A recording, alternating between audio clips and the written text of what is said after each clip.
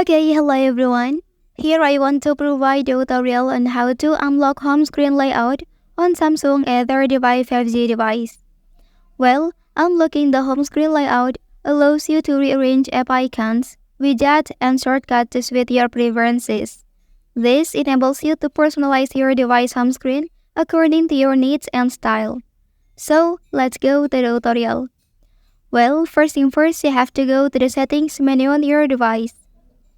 Okay, then on this page you can scroll down, so select home screen option.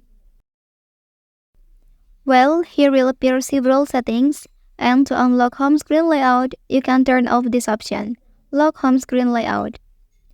Okay, so now your home screen layout is successfully unlocked. Well, that's the tutorial on how to unlock home screen layout on Samsung A35 5G device. If you are helped by this video, don't forget to like and subscribe to get other information from this channel. Thank you.